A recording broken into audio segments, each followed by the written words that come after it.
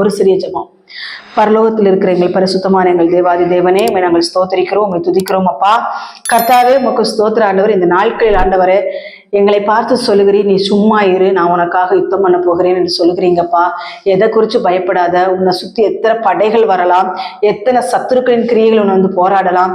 ஆனா நீ பயப்படாத, நான் உன் கூட இருக்கிறேன், உன் கூட இருந்து உனக்காக நான் யுத்தம் செய்கிறேன் என்று சொல்லி இந்த நாட்கள் எங்களுக்கு வார்த்தை கொடுத்திருக்கிறீங்க ஏசப்பா.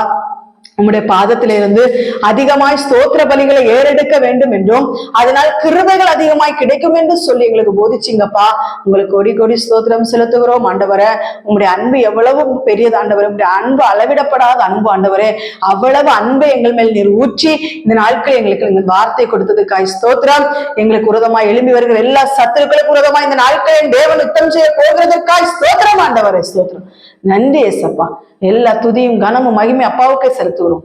ஏசு கிறிஸ்துவின் மூலம் ஜெபிக்கிறோம் பிதாவே. ஆமென், ஆமென், ஆமென்.